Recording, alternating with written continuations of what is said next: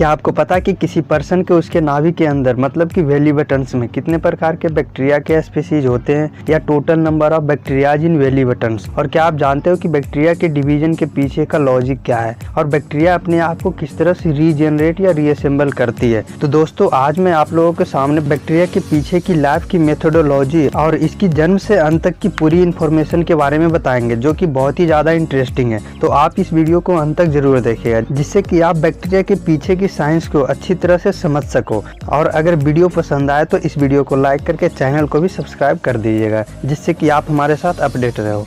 तो हेलो दोस्तों, मैं हूं गौतम और आप देख रहे हो फैक्टसन।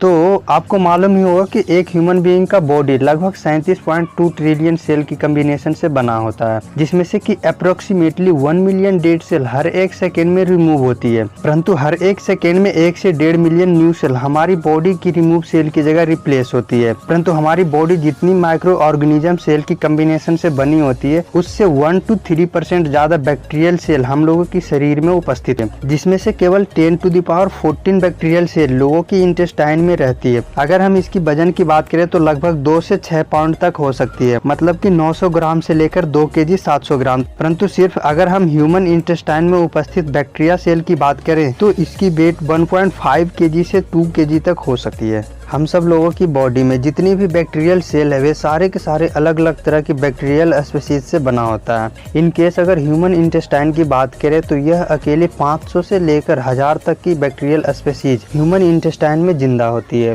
परंतु जितनी भी बैक्टीरियल सेल हम लोगों की बॉडी में होती है, ये सारे बैक्टीरियल सेल लोगों के उसके जन्म के साथ से हैं या जन्म के 1 साल बाद तक ये सारे बैक्टीरियल सेल से बन चुके थे। और साथ ही ये सारे बैक्टीरियल सेल लोगों की पूरी लाइफ तक जीवित रहता है। लोगों को खत्म होने के साथ ही उसके अंदर की सारी बैक्टीरियल सेल भी खत्म हो जाती है। हम सभी लोगों की बॉडी में जितनी भी बैक्टीरियल सेल है, चाहे वे इंटेस्टाइन की बैक्टीरियल सेल हो या लोगों को स्किन की, इन सभी बैक्टीरियल सेल में से लगभग 1 से भी कम % बैक्टीरिया हम लोगों के लिए हार्मफुल होती है और बाकी के सारे बैक्टीरिया हमारे लिए बहुत ही ज्यादा फायदेमंद साबित होती है। जैसे हमारी फूड को डाइजेस्ट करने में मदद करना और डिजीज कॉजिंग सेल को भी डिस्ट्रॉय करना। साथ ही ये हमें बहुत ही तरह की बॉडी नीड विटामिन भी प्रोवाइड करवाती है। तो मनुष्य के शरीर के कुछ ऐसे विभिन्न अंगों के बारे में मैं बताने जा रहा हूँ जहाँ पे सबसे ज्यादा नंबर ऑफ बैक्टीरिया छुपे होते हैं।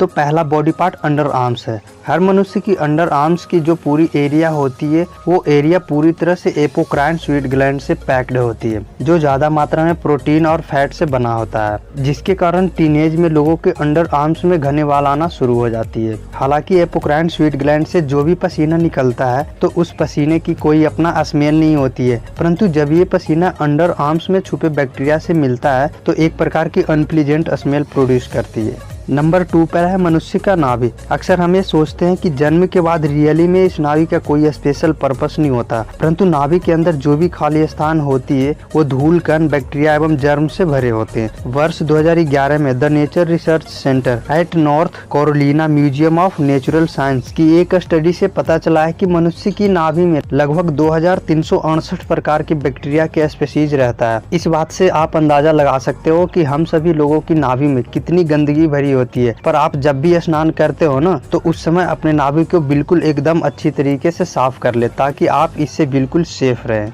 नंबर 3 पर है पैर की उंगलियों के नीचे के स्थान एवं पैर की एड़ी।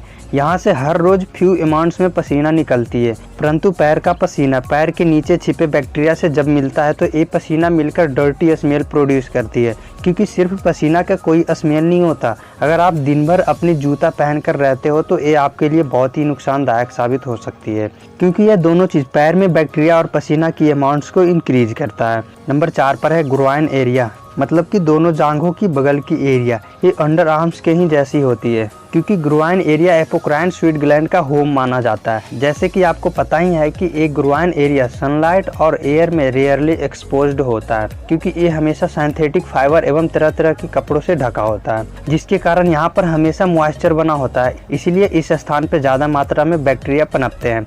तो इससे बचने के लिए ज्यादातर समय आप अपने आप को साफ सुथरा रखने का प्रयास करें। और 5वां नंबर पे है हमारे घुटने की पीछे की एरिया एवं आंतरिक कोहनी। ये दोनों एरिया हमेशा मॉइस्चर्ड होती है, जिसके कारण इस एरिया में ज्यादा अनप्लेजेंट स्मेल वाली बैक्टीरिया पनपते हैं, या इस जगह को बैक्टीरिया के लिए आइडियल जगह भी कह सकते हैं, जो कि ब्रीडिंग ग्राउंड फॉर ऑडोरस बैक्टीरिया कहलाता है। अगर आप अपनी बॉडी को इन सभी अंगों को साफ नहीं रखते हो तो आप कभी भी बीमार हो सकते हो, इसलिए शरीर की सफाई बहुत ही जरूरी है।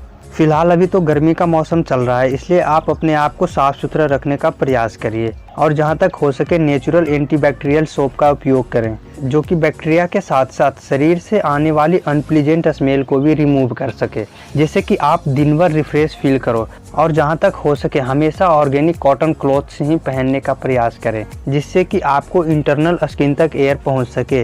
इस कारण से बैक्टीरिया पनपने का चांस कम हो जाता है। अगर आप सिंथेसिस फाइबर जैसे नायलॉन और पॉलिस्टर से बने कपड़ा पहनते हो तो फाइबर क्लॉथ्स मॉइस्चर को ट्रैप कर लेता है, जिसके कारण इस एरिया में बैक्टीरिया ग्रो अप होना शुरू हो जाती है। अगर हम थोड़ी डीप में बैक्टीरिया के बारे में बात करें तो बैक्टीरिया एक सिंगल सेल्ड लिविंग ऑर्गेनिज्म है, जो कि नेचुरली डाई नहीं करती है। अलग अलग प्रकार की बैक्टीरिया का लाइफ स्पैन अलग अलग होती है, क्योंकि ये हर 12 मिनट या 24 घंटों में एक बार जरूर डिवाइड होती है। तो जितने समय बाद बैक्टीरिया पहली बार सेल डिवीजन करती है तो हम उसे भी उसकी लाइफ स्पैन कह सकते हैं। परंतु बैक्टीरिया नेचुरली डेड नहीं होती है, क्योंकि इसका एक अपना सिंपल सा प्रोसेस होता है, जैसे to be born, grow and divide. So there is no natural death of bacteria. परंतु इन्वायरमेंट में कुछ ऐसे भी कंडीशन है जिसके थ्रू बैक्टीरिया मर सकते हैं, जैसे ultraviolet ray in intensive sunlight and if they drived off food for long period of time. मतलब कि बैक्टीरिया लंबे समय तक अपने फूड सोर्स से वंचित हो जाए तो हमारे इन्वायरमेंट में और हमारे आसपास हमेशा लाखों करोड़ों बैक्टीरिया उपस्थित होता है। परंतु कुछ बैक्टीरिया जिंदा रहने के लिए इन्वायरमेंट से न्यूट्रिशन प्राप्त करती है और कुछ बैक्टीरिया हमारे बॉडी से अपना न्यूट्रिशन प्राप्त करती है।